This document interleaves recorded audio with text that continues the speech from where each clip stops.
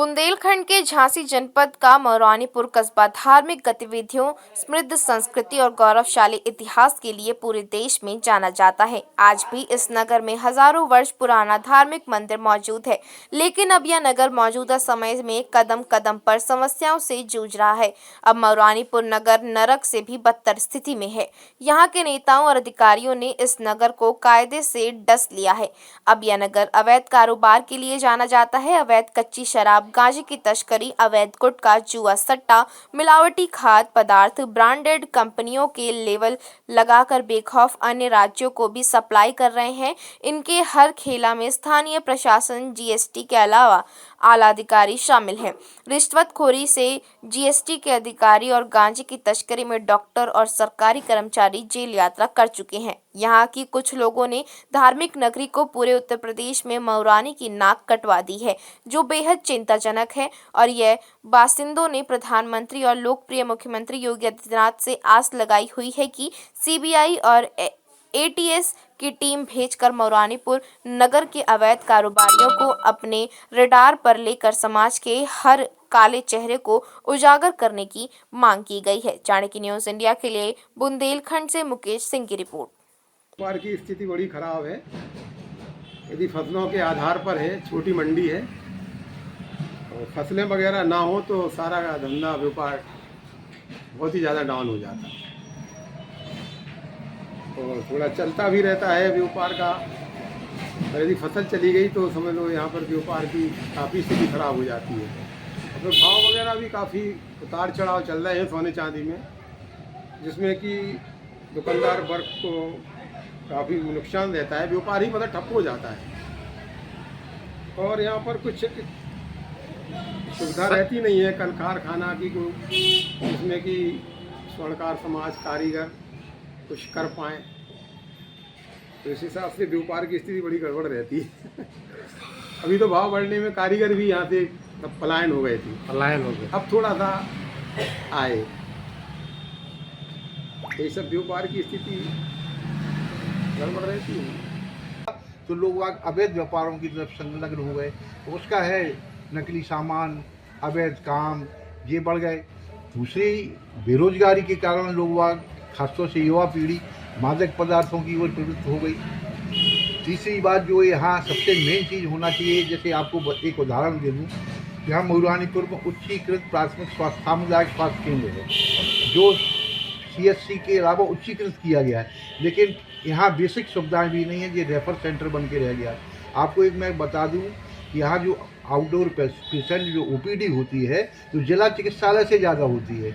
यहाँ नसबंदी के केस भी पूरे ज़िले में, बल्कि पूरी कमिश्नरी में सबसे ज़्यादा यहाँ का रेशियो है। लेकिन इतने अफसोस की बात है कि यहाँ विशेषज्ञ चिकित्सकों का अभाव है। यहाँ हेल्थ एटीएम लगाया गया था सांसद निधि से, पिछले 5 साल हो गए, वो 5 दिन काम नहीं किया। तो यहाँ पूरी तरह से भगवान भरोसे काम चल रहा है। एक व्यवस्था जो शासन की व्यवस्था है उसके बारे में मैंने आपको उदाहरण दे दिया। यहाँ राजकीय आयुर्वेदिक चिकित्सालय है, इसको खुले जो पिछले 40 वर्ष से किराए की बिल्डिंग में चल रहा है।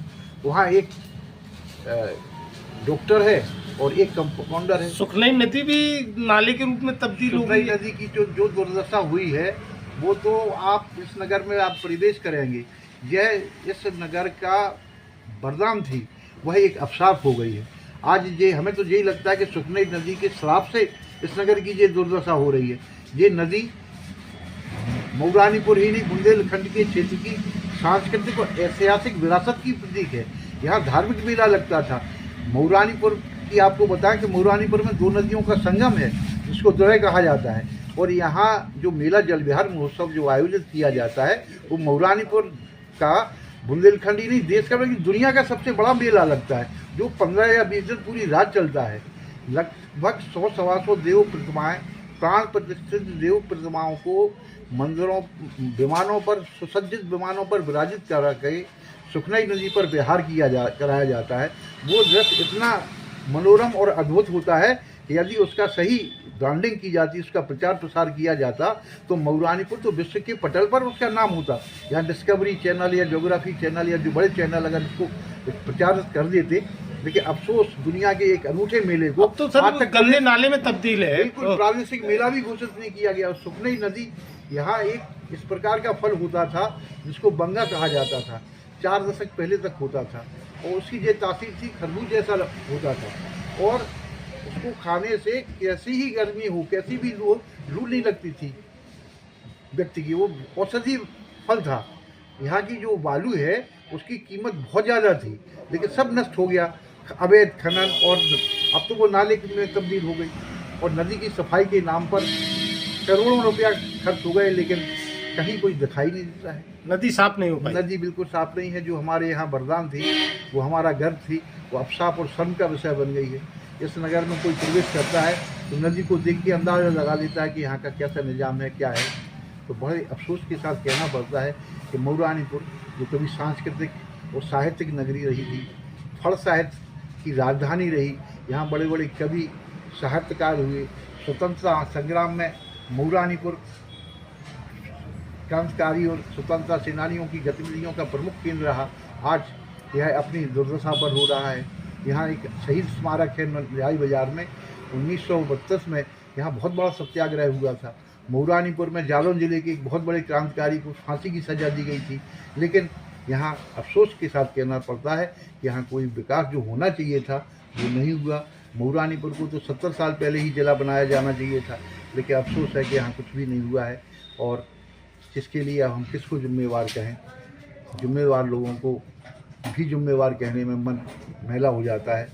और बस मऊरानीपुर को मंदिरों की नगरी कहा जाता है। सैकड़ों मंदिर हैं जो पुरातत्व महत्व के हैं, उनकी भी कोई देख रेख नहीं है, कुछ नहीं है, सब भगवान भरोसे चल रहा है। इसी प्रकार से ये नगर चल रहा है, और इस नगर को किसी रहनुमा का इंतज़ार है, कोई अच्छा अधिकारी आए। लेकिन अफसोस कोई अच्छे अधिकारी आते हैं जिनके मन में काम करने की ललक होती है तो वो ट्रांसफ़र हो जाते हैं उनके, और जो अच्छे नेता हैं, जनप्रतिनिधि हैं, वो लड़ाई लड़ते हैं, लेकिन उनकी उपेक्षा होती है। मऊरानीपुर के जो ही विधायक हैं वो मंत्री नहीं बन पाए। अगर यहाँ से मंत्री बन जाते यहाँ के विधायक तो निश्चित रूप से कुछ और विकास होता। तो अब भगवान ही भरोसे है। और अब आप भी बन सकते हैं सिटीजन जर्नलिस्ट, लड़ सकते हैं अपने हक की लड़ाई। अपने हक की लड़ाई में चाणक्य न्यूज इंडिया है आपके साथ। आज ही प्ले स्टोर से डाउनलोड करें Chanakya news India mobile app. उसके बाद मेरा पोस्ट पर जाकर अपडेट करें फोटो के साथ। हम बनेंगे आपकी आवाज, देश का तेजी से बढ़ता नेटवर्क, सच दिखाते हैं हम। जय हिंद। बच्चों के भविष्य से खिलवाड़, ग्रामीण क्षेत्र में गुम विकास, न्यायिक क्रिया में भेदभाव, दबी हुई गरीबों की आवाज, पर अब होगी जनता की बात। सड़क से पहुंचेगी संसद तक आवाज। सिर्फ सुन सरकार, देखिए चाणक्य न्यूज इंडिया पर। खबरें जो आपको सीधे जोड़ती हैं हमसे, जिनका आपकी जिंदगी पर होता है सीधा असर। खबरों की वही तस्वीर, बिना बदले बिना डरे, जज्बा सच का लिए, सच दिखाते हैं। चाणक्य न्यूज इंडिया, हम हैं हिंदुस्तानी। कटेंगे तो कटेंगे। आज देश इनसे कह रहा है तुमसे नहीं हो पाएगा। Can you understand the ignorance? We are not looking for your admiration. आपको अपना काम करना पड़ेगा। राजनीति देखिए चाणक्य न्यूज इंडिया के साथ।